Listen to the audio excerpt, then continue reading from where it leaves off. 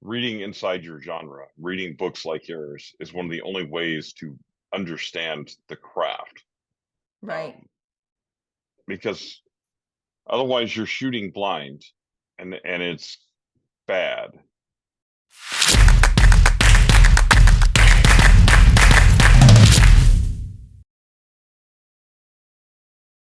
Troy, welcome back. Hello. It's nice to see you again. And myself, Stacey Smikowski. We are pros talking pros, and we're going to talk today about defining quality writing. And so we're going to just have our discussion like we usually do, and then we'll pick out the finer points, and you guys get to benefit from our gift of gab.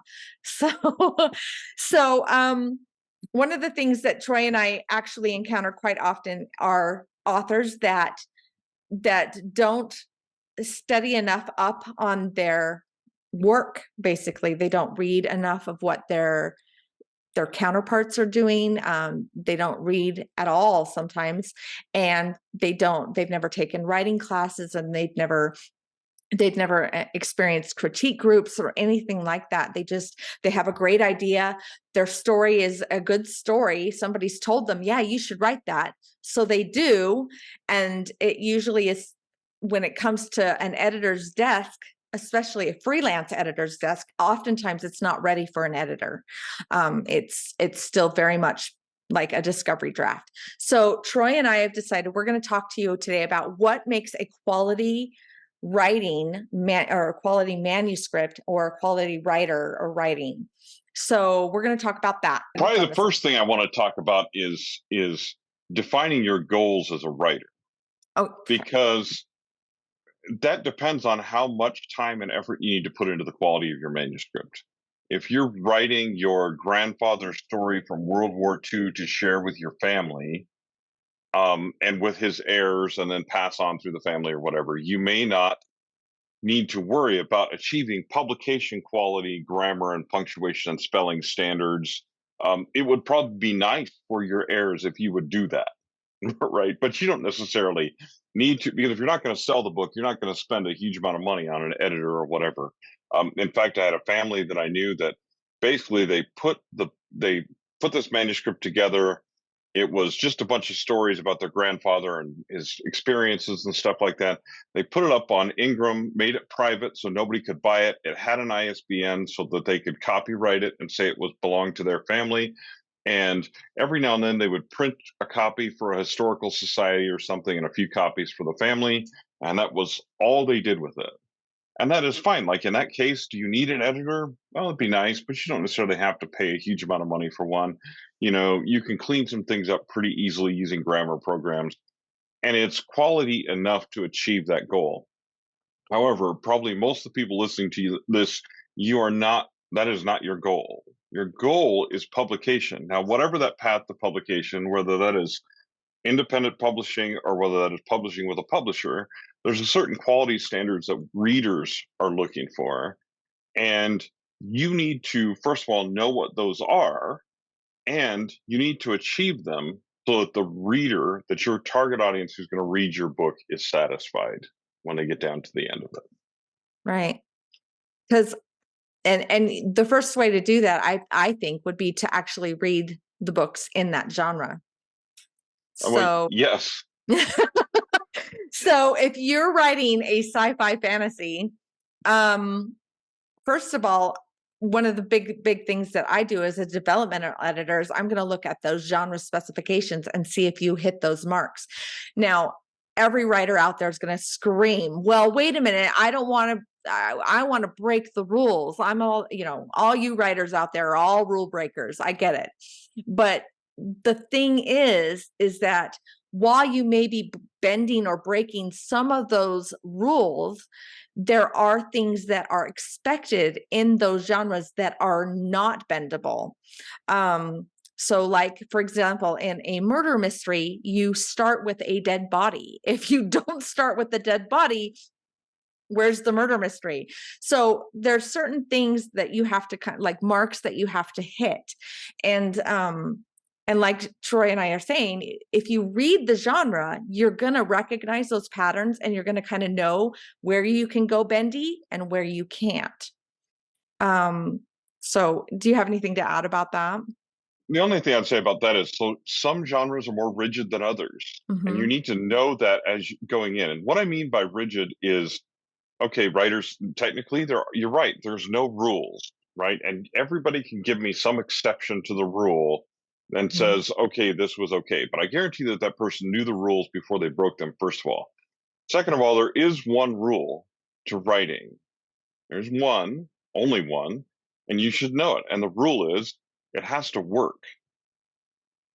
Now, what I mean by that is that's according to your definition of success, right? So if you want sales success in a romance genre and you label a book as a romance and there is not a happily ever after ending or a happily for now ending, you are not going to achieve success in that genre. In fact, you're probably going to get a bunch of one-star reviews if a bunch of women don't come and hunt you down and find you in your house and beat you to death with one of your pans. Okay. So because romance readers are brutal, like they have Mm-hmm. rules. If you start writing Regency romance, the rules are even stricter. Not because there's rules of writing, but because the readers, your target audience, has expectations, and that's where those genre rules come from. So if you're going to bend or break those rules, you have to realize that there's a percentage of those readers that you will lose. Absolutely. Absolutely, positively.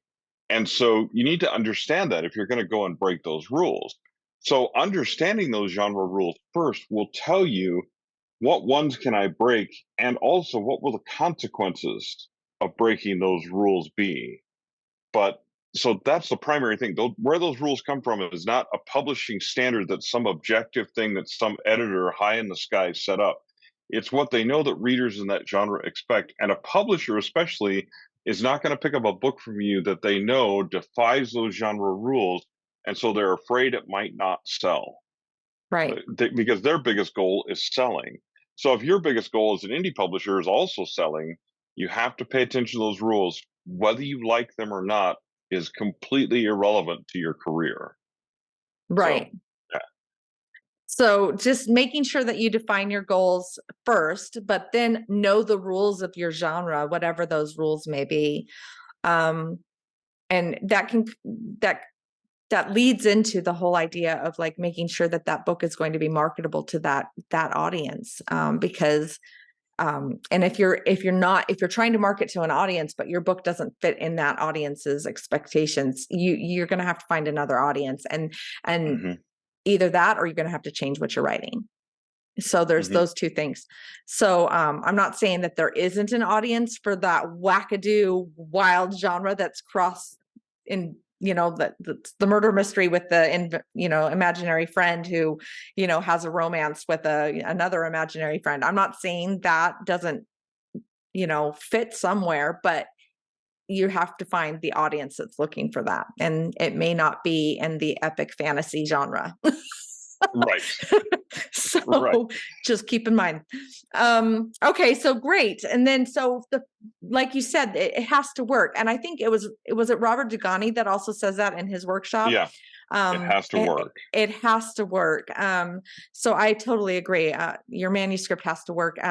It's one of the things I'm looking for when I'm reading a manuscript, as well as, okay, yeah, this is different and this is new and this is a nice twist to this regular, trope or whatever, but it has to work. Otherwise it just doesn't, it needs to be revamped. So yeah. So, okay. So read the books in your genre, know the rules so that you can break them. And I would say the next one would probably be also just making sure that you are paying attention to scene writing. So I mean, this this also plays into a lot of fiction. I don't see not too many nonfiction is this going to apply to, but pacing is part of this. The reason I'm bringing this up, because sometimes authors, they have like all these great ideas and they have all these backstories that cause their characters or their person to have a reason to write this thing or this scene or this relationship or this conflict or whatever they're trying to introduce to their story. And when they do that, sometimes they think they have to write out this whole big Yeah. subplot. and fit it into their story. But what they don't do enough of is trust their readers to go ahead and fill in those gaps and just go with what you're saying and in the current story that you're writing. So I guess my advice at this next one would be stay present with your story and keep that pacing on point. So Yeah, I for think sure. that would be my probably number one thing I'm looking for as well. I want to make sure that that manuscript is moving. Yeah. And this applies actually to nonfiction as well. Yeah. Because what people tend to do is either belabor or repeat a point that they're trying to make because there's something they're very passionate about without trusting that the reader got it. So at some point, the reader is going, okay, we got that one. Let's move on. Mm-hmm. And this is because, so in fiction, we say that the story begins in the imagination of the author and finishes in the imagination of the reader. It's a relationship. You have a mini relationship with your reader that lasts as long as they're reading your book. You're telling them something and you're trusting that they're going to imagine the rest. So if a certain place is not super important, I don't need to describe every detail of a hotel lobby. We know what hotel lobbies look like. So give me a few details and let's move through there unless something action is happening there that makes that setting important, right? If Mm-hmm. you're writing nonfiction, you get to a point and you explain it and then you move on or you explain how to apply it. It's really is a formula very similar to fiction. You can't stay on one point too long. Readers just won't tolerate it. They'll put your book down and they'll never go back to it. Most of the best nonfiction books that I know, like I have two of them, three of them on my desk, and they're all look at how small the side is, Yeah, I right? mean, Look my at how favorite. small the side is. This is another one, This is and one it's of like, mine. yeah, it's like small It's because like, you get to the point. yeah, just keep it keep it short and sweet. This is a little book too. I mean, look at this. Yep. It's a little Yeah. book. It just gets to the point. Here's the thing with most people who read nonfiction, they're usually highly type A. They're usually in charge of their business, or they're trying to take control of a business or an idea or something where they're implementing those ideas into their structure, basically whatever they're trying to create. And if they're reading your book, they want the information and then they want to go and take it and run. So don't beat a dead horse with a stick. It's just Yeah. if I'm an editor and I'm getting that, it's if I have an author, and here's the thing about, I'm kind of going off on a tangent here. If I get an author that's a nonfiction author, and a lot of times I have this problem, it's usually a head-butting situation because I will tell them, there's too much information in here. You're spending too much time on this. We need to move on. That author usually has kind of an ego, and they want to believe that every word that comes out of their mouth is gold. I mean, but this is important. I've thought of this. It reiterates this idea, but there again, you're not trusting your reader to understand what you're saying and to process what you're saying. Here's the beautiful thing, guys. If you're writing a book, if they don't get it, they can actually go back and reread the chapter, because they've got the book in their hand. They don't need you to give us 15,000 pages on, how to grasp this concept you're teaching. Just teach it and then move on. Hmm. Yeah, it's just that much better. But in fiction, it's the same idea. You don't have to tell us that a character, well, this is going to move into my next thing, which is the show don't tell thing. Everybody says this out there, show don't tell. And some of you may understand what that means, and some of you may still be like, but what does that mean? Because you'll hear it all the time. People, it's an industry standard to say it. Like, Yeah. it's like amen in church. We just show don't tell. But basically what I mean by it, my interpretation of it is, understand that when someone like Troy and I, when you're watching our faces, if you're watching this, you're watching our faces, you can see that Troy and I agree with that. Yeah, we agree. I agree with you, Troy. I agree. What's giving you that clue? Oh, we're nodding. Do We'll I have to nod. say, Stacey agrees with Troy? No, No. Stacey nodded her head. So what we're trying to say in a book, keep the action going, because action is better interpreted by emotions and by our senses, and we process that so much more deeply, I guess, as humans than we would Hmm. if you just tell us what they're doing. We become emotionally invested in what you're writing because our emotions are tied to our senses, and those senses are creating that picture, and so thereby we are wrapped up in your world that you're creating. It's so much better when you're using action and um those senses, the smells and the heat, the sounds and things that you can pick up on that we universally understand as humans. So just use those things in your book to help make that connection and create that relationship with your writers. And I know, Troy, you're really good at this. So do you have anything with regard to that whole? Well, I have a couple tips that are like, and one of them is to get yourself an emotion thesaurus. I love mine. The emotion thesaurus tells you about body language, what body language represents. That's exactly Yeah. right there.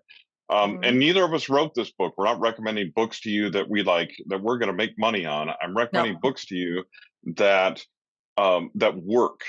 Right. Okay, because one of the things you do too is be careful about the verbs that you select, not only the action that you have, but the verbs that you select, because the verbs that you use will also tell the reader. So when we talk about passive voice, like am, is, was, were, those are very passive and very slow. And instead, if you use an action verb instead, and sometimes it's so easy to just rearrange a sentence and make it active voice instead, your reader feels it then.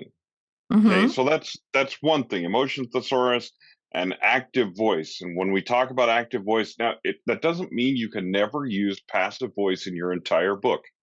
And it doesn't mean you can never tell in your entire book. At some points, we have to tell We a have to story. tell.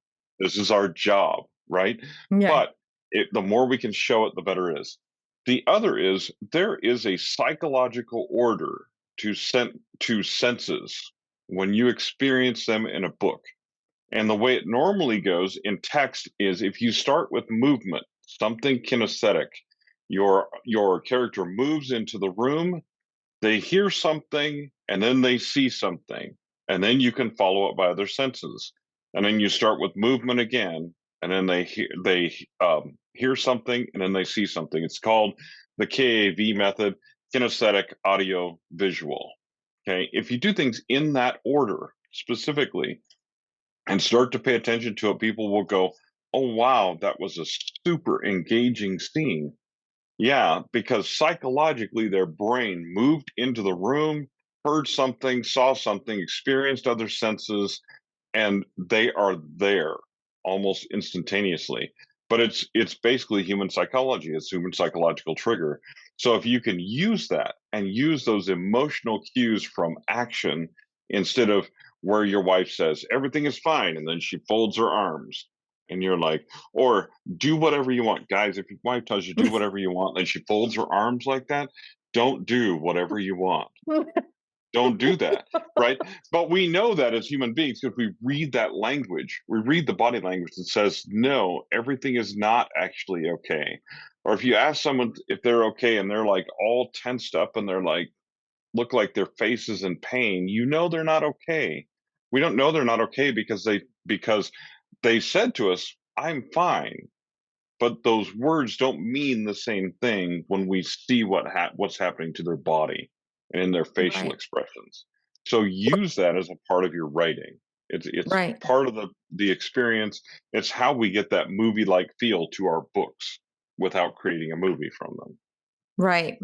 The action verbs play into that too. So like when you, and you can, the beautiful thing about writing, and this is where you start to get really fun, is when you use metaphors or or words that are not characteristically used in that way, but you choose to use them to describe a scene or an action. It's really, really just a much more fun way of writing. So you can say something like she rolled out the door, or, when you say that she, like this person thundered into the room, you're using a different word, but it creates that mood so that you understand that universally as humans, we're like, oh, that wasn't just, she didn't just walk into a room. It's just like there's a difference between she thundered into the room than she sauntered into the room. You kind of get a different mood Exactly. there. So use Yeah. those words to kind of help you create that tone.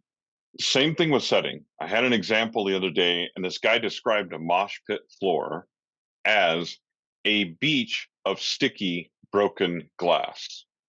Oh, wow. That's good. And if you've ever been in a mosh pit, you go, my God, that is as accurate as it gets. But why would you use the term beach to refer to a mosh pit?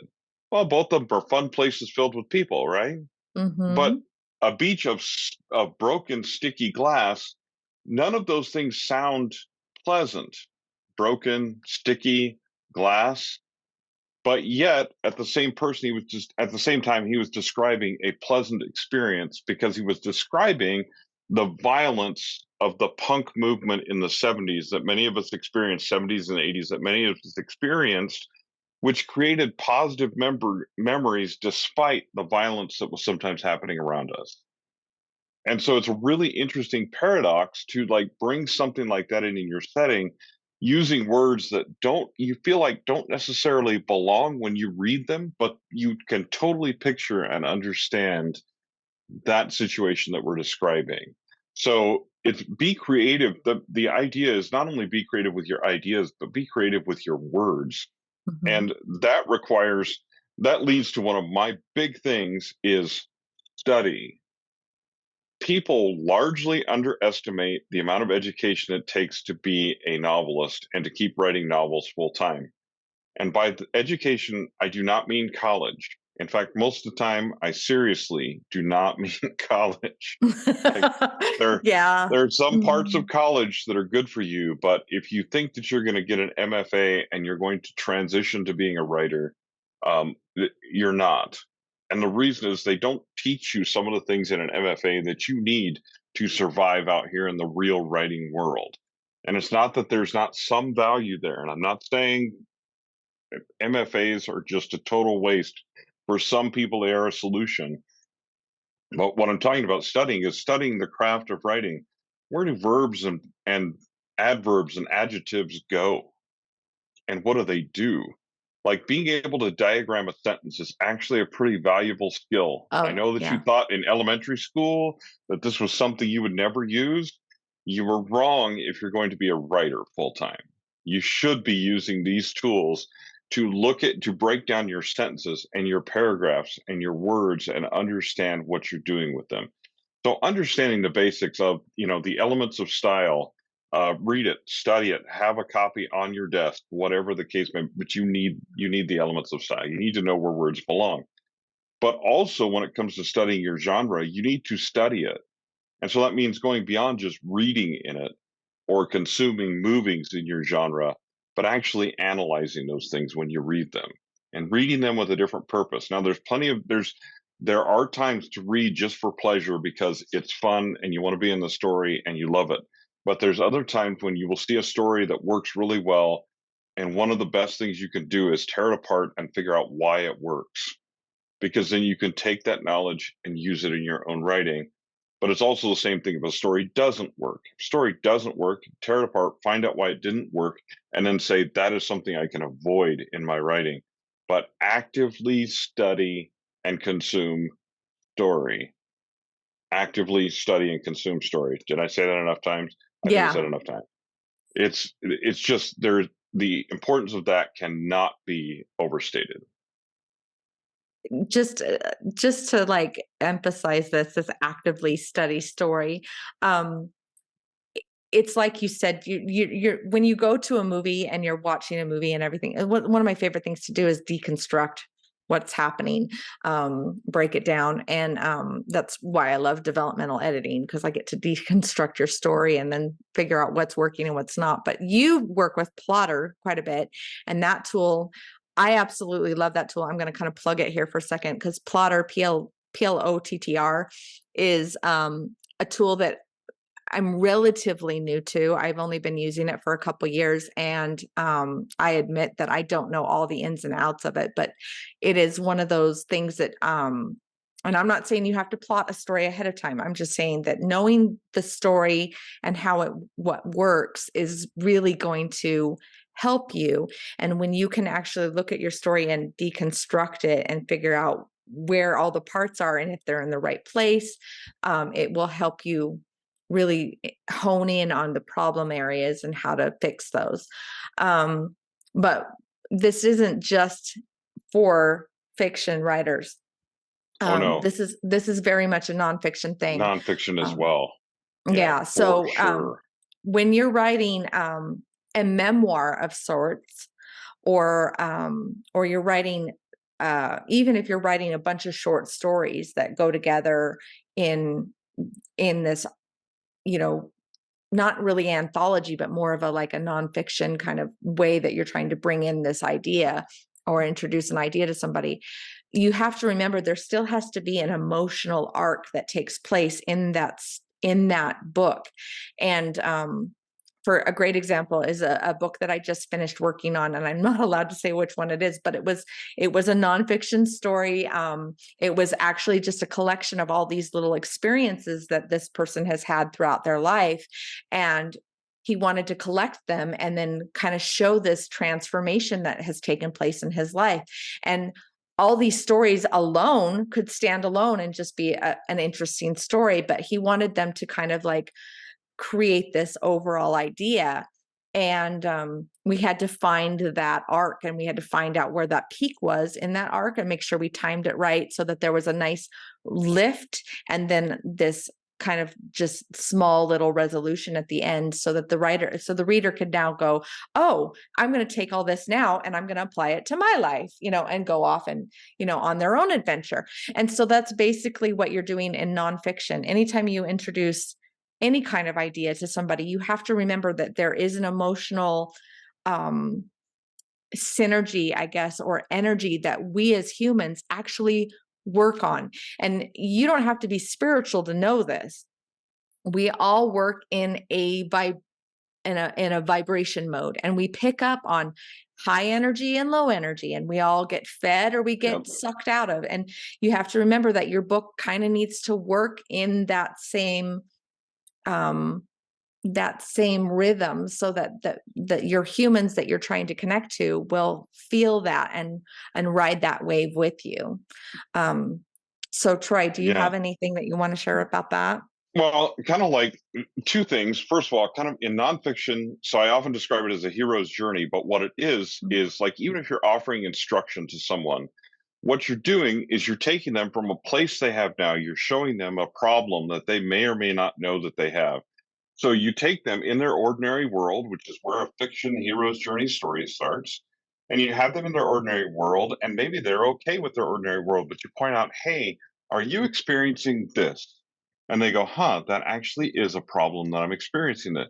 And you go, okay, well, let me tell you more about what's behind that problem.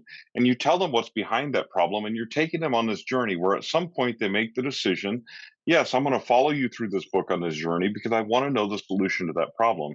So you present the problem, then you present the solutions, and then your climax is you say, now here is the solution to your problem.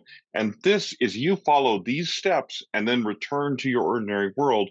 You'll return to your ordinary world changed. It's a hero's journey. That's all Mm-hmm. it is. Now, it's done differently because you're expecting your reader is going to be their own hero by following your steps in your journey, but it's still the exact same principles. You still need to reach them emotionally. You still need to reach them. And believe me, if you're doing your job, you will reach them emotionally. The other thing is just a brief note about the writer's life, like the way the writer's life works. When you are writing something that is powerful, whether it's fiction or nonfiction, when you are done writing it, you should feel emotionally exhausted and need a bit to recharge.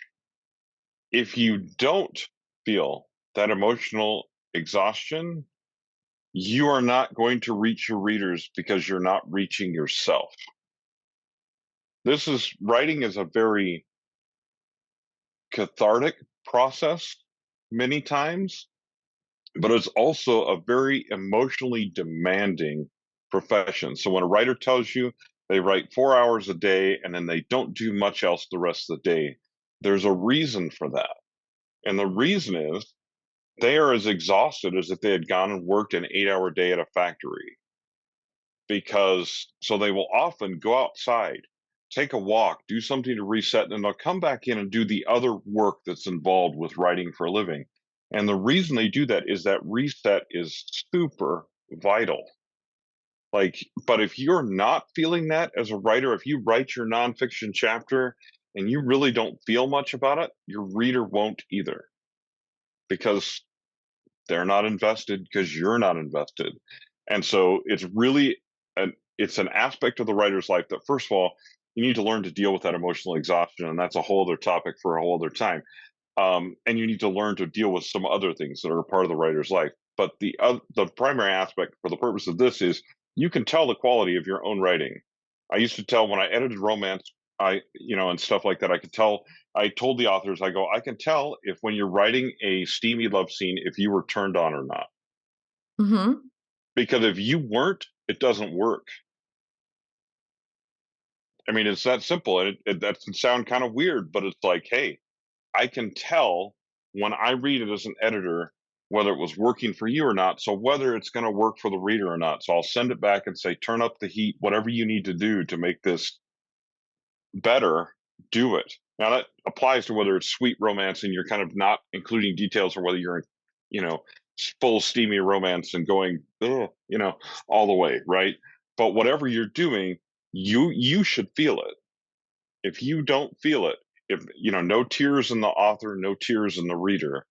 And so you as an author, that's part of your goals, is you should be a little bit messed up by your own fiction. I mean, Or your own nonfiction, really, because oh my yeah, gosh, that totally like you were like hitting a nail on the head for me. So this week, well, this through the month of July, little bit in June, but all the way through September.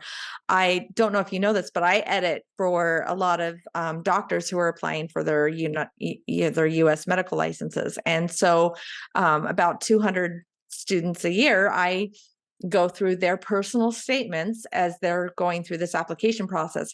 And in a personal statement, it's very much like this, where you have to write a kind of this hero's journey a little bit, and introduce yourself to a reviewer in a way that you're showing your clinical acumen, but also your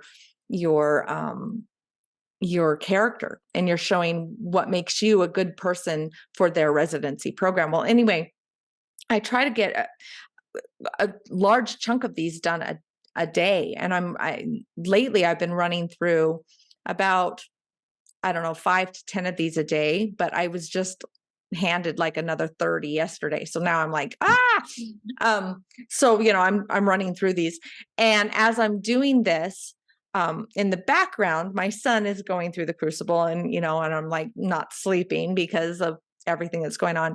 Yesterday, I get done with work and I paused. I actually was in the middle of doing a statement, and I paused and I went and had some dinner. And after dinner, I went upstairs to my room and I said, okay, I just need a minute. I just need a reset. And I recognized that I was just exhausted. So I laid down, and I thought I was only going to be there for like 15 minutes. I ended up sleeping all night, through the whole night. yep. I woke up just absolutely like, what happened? My computer was still on, all my stuff was still open. But it's like you said, it's like I've been on these mini emotional journeys all day long with all these different humans. And yeah, it's emotionally taxing, not just on you as an author, but it's going to be emotionally taxing, hopefully, on your editor or any reader that picks up your book. You want them to be connected to you emotionally, because if they aren't, it's like you said, it won't work. Why would they keep reading? You need to ask yourself, oh my gosh, one of the best books, Nobody Wants to Read Your Bleep by Stephen Yes. Pressfield. I give that to every nonfiction author that I work with. Yeah, it's great for fiction too. I mean, if you're writing, Yeah. it's a great book. Just what it is basically helping you understand that unless you create that connection or that reason why, with that reader, that they want to keep reading, they're not going to. Yeah. And I even say this to my doctors, when they're writing their stuff, if they have to stop and try to figure out what you're trying to say, or stop because, they got bored with what you're doing, or, you just went off on that tangent and kept going. If they're going to put your book down, now you're in danger. It's over. It's Yeah. over. What makes it, Yeah. there's no guarantee they're going to pick that book back up. So just the best compliment you could possibly get as a writer is, I could not put the book down. Mm-hmm. My best friend, she listens to a lot of Audible books, and she'll sit in my driveway for 15, 20 minutes before she'll come knock on my door. And it's usually because she can't turn the dang book off. It just keeps Mm-hmm. going, you know? So you Yeah. want people to be that engaged with what you're writing. Well, yeah. Or like with nonfiction, like I'll just use this example. It's a great book. I didn't write this book. I don't get any money from this book. But the only reason I would stop reading that book was because my brain was full and I needed Yeah. to process. I wanted to get back to it really bad, but I needed to process what I had experienced and what I had learned so far. And I needed to take a minute to go, what does that actually mean to my life? And that's Mm-hmm. actually okay too. If I remember, and I always use this example, my wife and I were in the theater watching Bohemian Rhapsody, the Freddie Mercury story. And there's one moment in the movie, and I mean, the entire theater, it was a packed theater, packed full of people. And there was the normal theater murmur that you have kind of under the background and stuff like that. And there was one moment where he made one statement and the theater went quiet, dead quiet, everybody all at once for about 20 to 30 seconds. It was amazing. And what that told me about the writing at that moment was every single one of us, just like he was on the screen, was taking a breath and Mm-hmm. going, okay, what is coming next? And we all took that breath together at the same time. If you have readers that come to you and say, I was reading this nonfiction book, and when I got to this chapter, I had to stop because I needed to think about it. That's exactly what you're going for. You had that emotional connection with me. You had me on the edge of my seat, wanting to go back to it, but knowing that I couldn't go back to that book until I processed what I've already experienced. Right. That is a really amazing moment. So, I mean, just this is what you're going for, is this relationship and this connection, right? And to do that, you do need to know your grammar. You need to know your genre. You need to know how to follow the one rule that it has to work. You need to know the rules that are behind that rule that allow it to work for your ideal reader. Otherwise, the rest of what we're doing is meaningless. Mm-hmm. Meaningless. We can get AI to write a book like that. So don't do that. You know what I mean? Don't lose that emotional aspect and emotional connection. And if you're going to be an author, you need to be able to be vulnerable, and you're going to be vulnerable. Whether you like that or not, you're going to put something of yourself in every single book that you write. And if you reveal that vulnerability, um, you'll experience success, but you're also going to experience that emotional drain of being connected to your readers. But it's a good thing. It's not a bad thing at all. Right. I tell my writers, don't be afraid to be naked. Don't be Hmm. afraid to be naked to your readers. And this is true for fiction as well. Hmm. Usually, all of you fiction writers out there, I know that this is true. There's somebody in your story that is a representation of a part of you. And Hmm. the way to make sure that that is authentic is to be authentically honest with yourself and allow that character to be naked for your reader. Allow Hmm. yourself to be seen for who you are. This like goes into a deeper, more spiritual aspect of things, but as humans, we we recognize authenticity, and we recognize Hmm. when people are being true up to themselves and they're not being this surface fake person. And we can see through that in words as well. Hmm.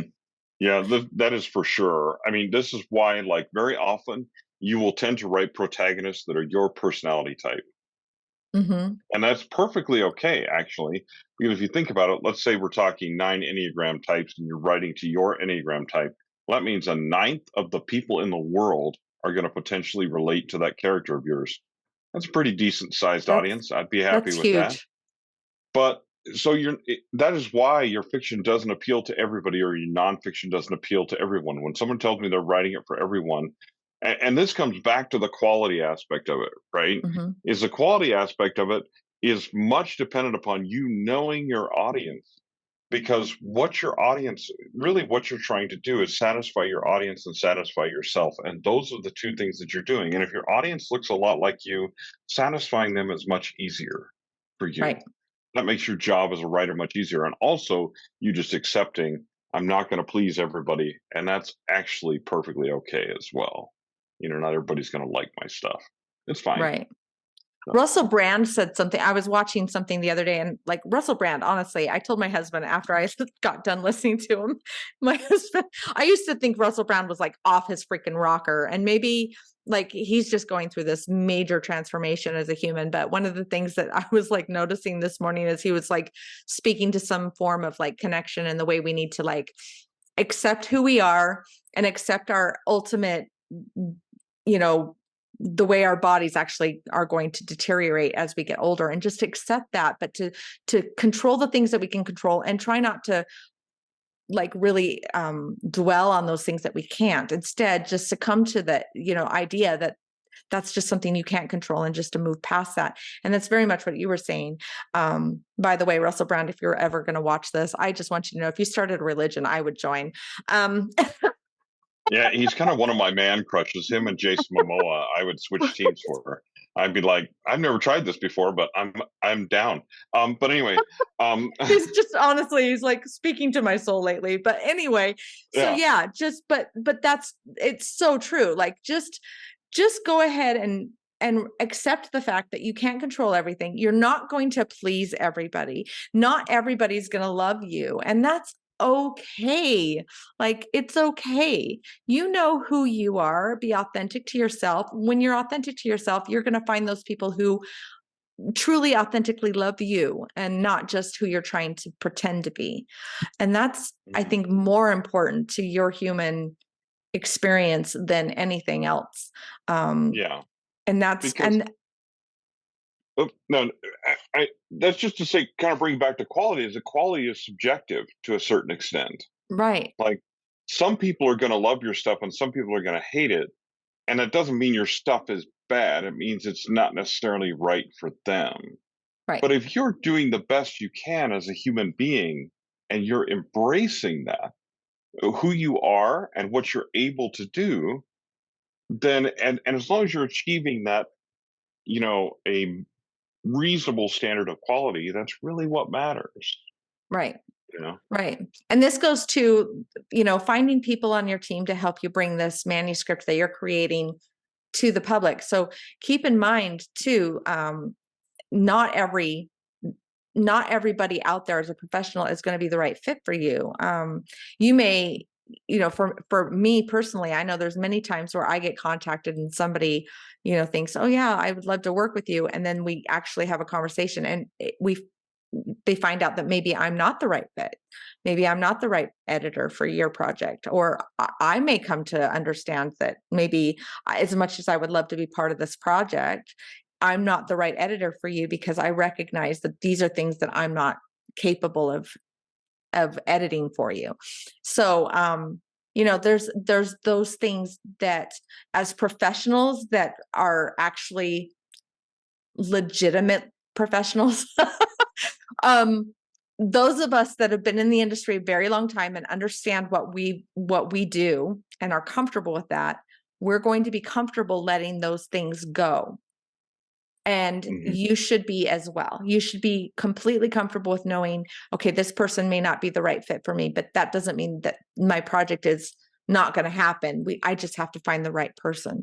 And so, yeah, just like your audience is maybe not 100%, not everybody's going to love it, but there are people out there that will fit what you're doing, and Hmm. your job is to go find those people. What you have to understand is, we as editors, one of the reasons we don't take on more projects than we can handle is because quality would suffer. Right. And Exactly. we want you to have the best book possible when you put it into the world. I had an author one time who was like, I sent him back the proof. I'm like, read this for accuracy and all that kind of stuff. Make sure that in the editing process, we didn't change what you actually meant to say. Well, then after he hit publish, then he's like, well, oh, these are some things I meant to say. Well, we can go back and change those, but you were part of the quality process through the editing process, because we can't know everything about what your book is about, right?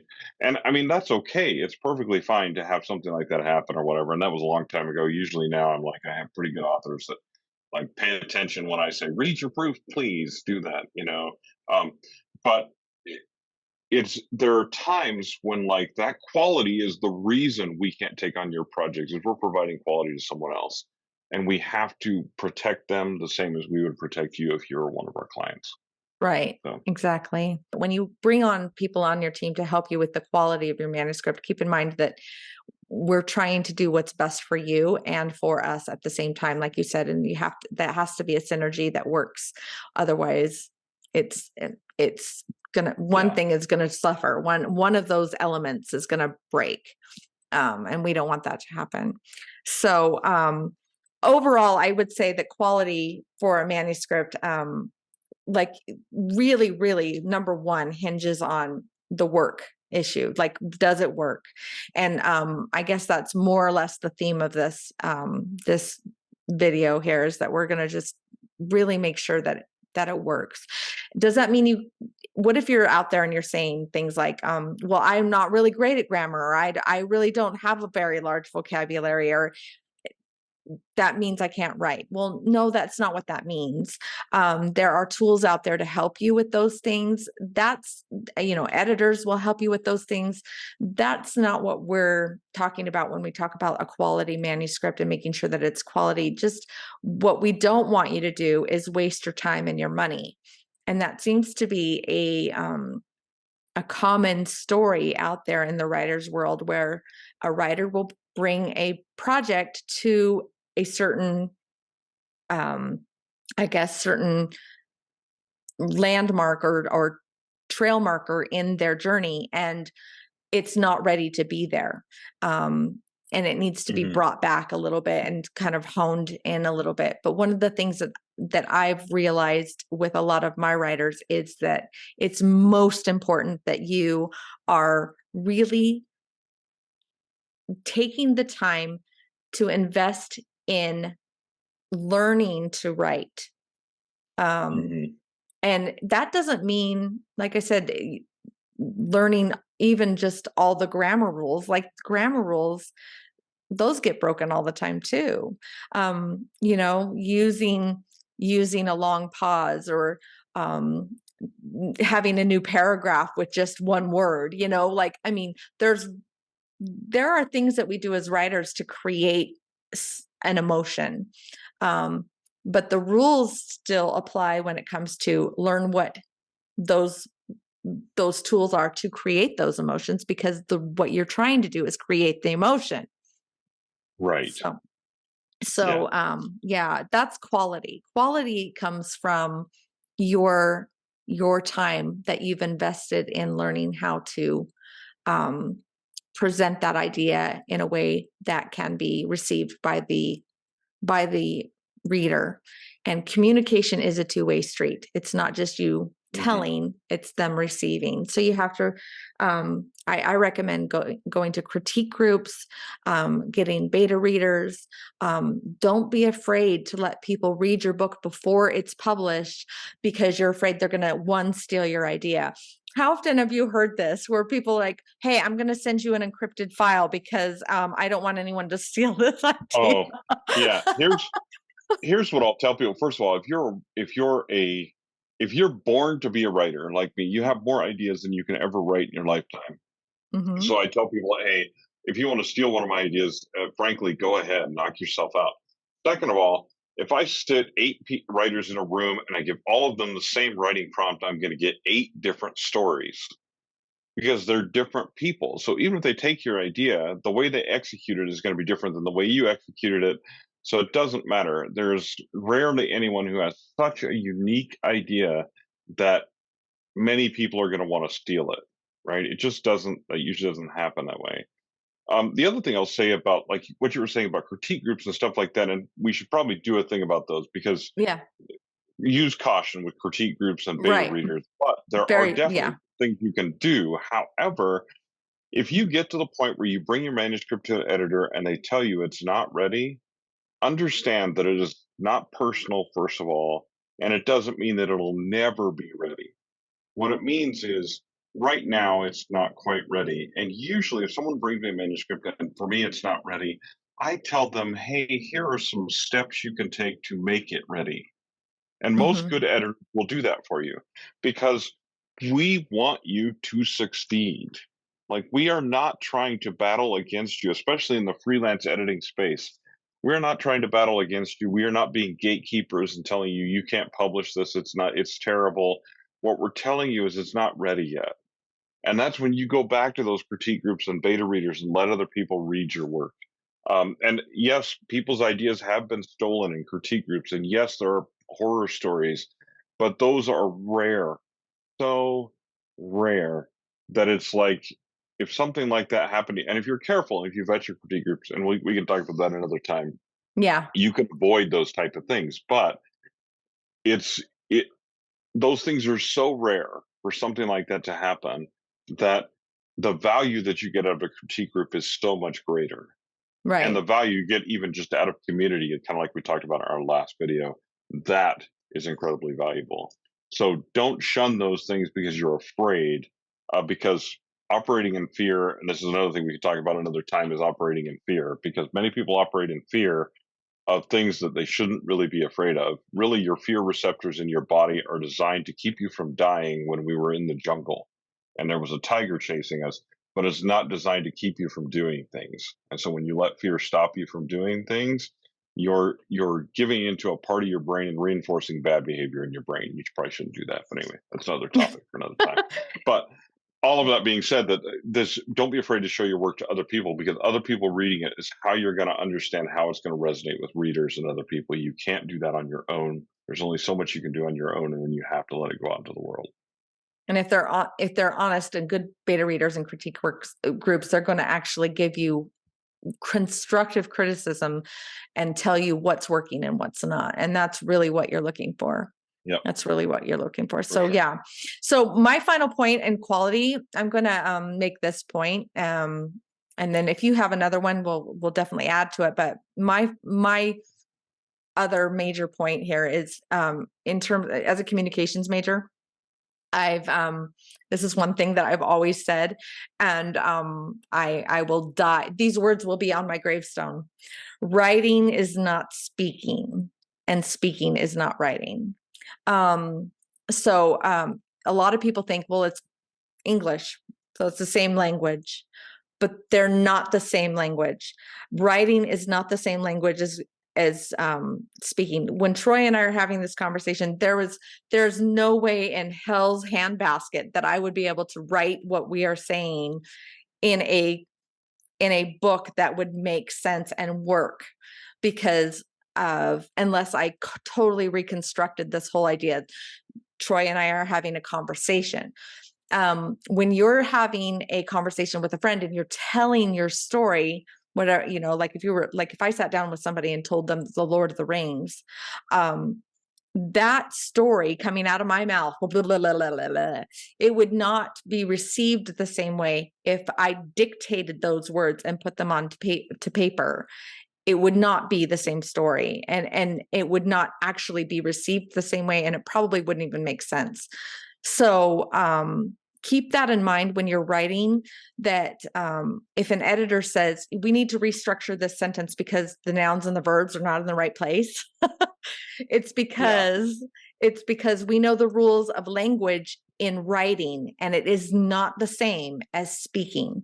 So if you're using like a Dragon software to read your book into a dictation or to dictate what you're saying, and you think that, okay, now this is ready for editing because, I put it all on paper. It's not. It's not. And my number one tip for this is to read it out loud.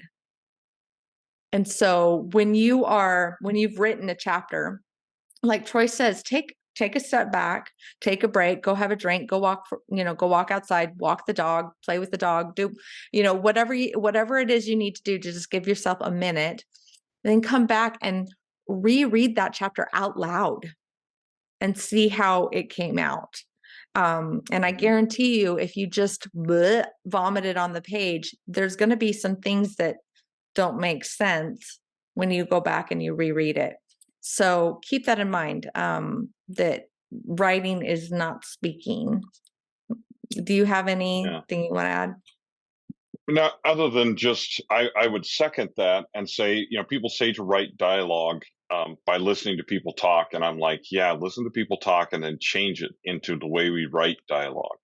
Right. Because it's not exactly the same, because it doesn't have the same emotional resonance and people do things in their speaking that don't work in writing. So I've had people that I've sat down with and they told me their story verbally, and I take those transcripts and then I turn it into a story. But I do not just copy and paste those transcripts into anything by any means, because it doesn't work, because that person does not talk the way it needs to be written to be a written story. So that's an extremely good point. There are people that can dictate books, dictate novels, and do it well, just the same as if they were typing. However, those people have practiced that, and it is an art all its own. It's just like learning to type. Learning to dictate in a novel format is different than just talking into a microphone and sharing your ideas. So understand that when we say that, that's what we mean. And I know it sounds counterintuitive for us to say, don't just talk your book into a dictation software and then use it, but write it and then read it, listen to it out loud, because you're going, well, I'm listening to it out loud. No, it's not the same thing. You'll Not understand when you do it. When you practice it, you'll understand, but it's not the same thing. It's not the same thing. So yeah, that again, that is that quality.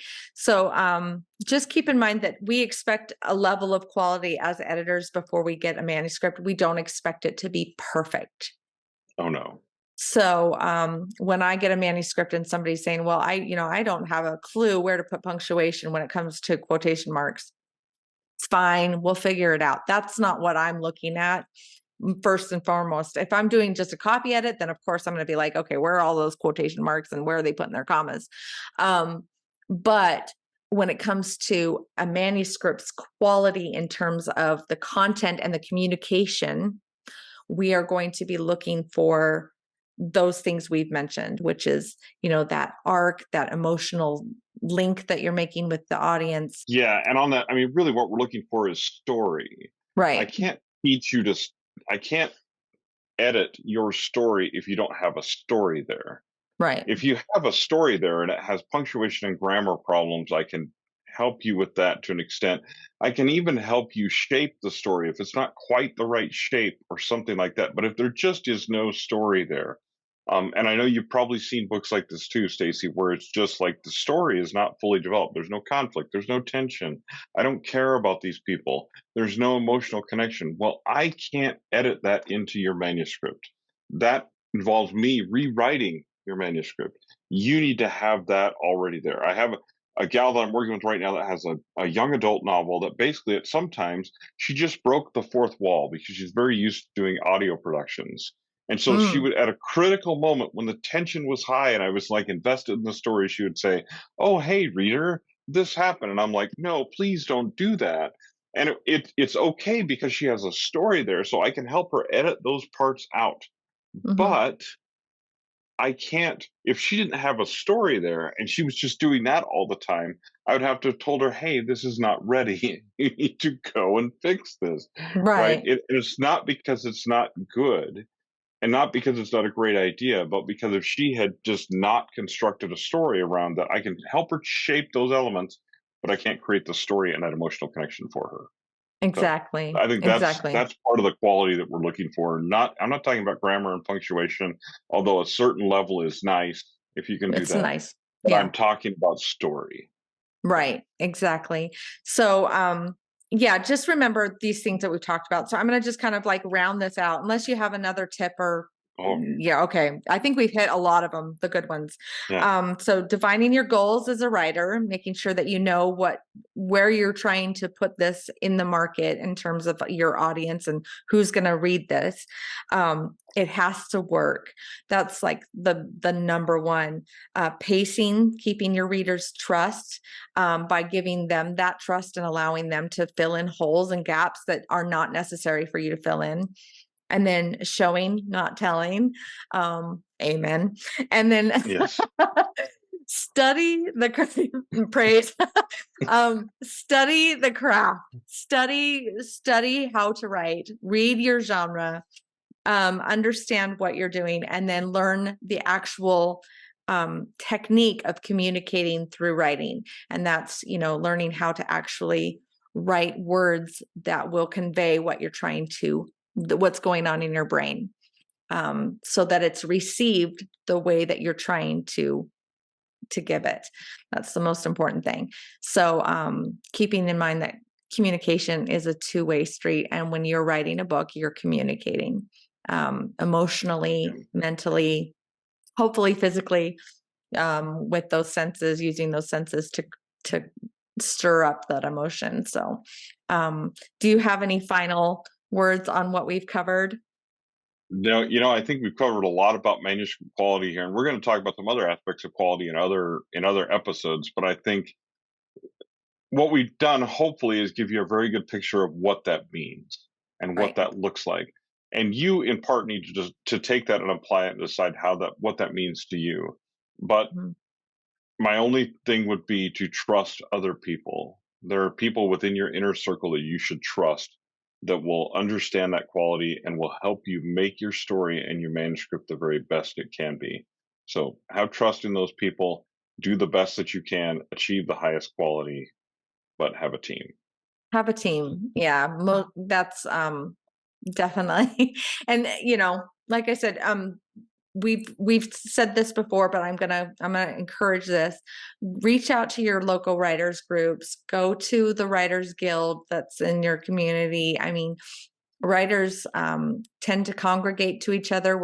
We're usually introverts, but we love being introverts together because we get it. So we tend to congregate in weird places and weird ways. And I promise we're not going to pull you out of your comfort zone too much because, like I said, writers don't usually like to do that. But we will find ways to write and to connect with each other so that we can help each other grow. So reach out to your community and find out. Local libraries usually know who those people are and they can tell you. So just do a little bit of research and invest in your project and what you're doing. And so that ends this episode of Pros Talking Pros. We're really excited to keep doing these for you guys. If you have any suggestions about what you would like us to talk about, comment and let us know, and we'll try to get those in there. Because yeah, this is really actually more for you writers out there that are looking for advice from professionals that are, in the business and working the business and can help you work through some of these things. We're not doing this for money. We're not sponsored or anything. We have these conversations, and we thought it would be fun to kind of just put them out there because we have these conversations pretty regularly. And whether someone's listening or not. And so we wanted to share them with you. So Troy, thanks again for being willing to do this. I know you're really super busy. And so yeah, we'll just look for you in the next couple weeks. All right. Thanks, everybody. Thanks.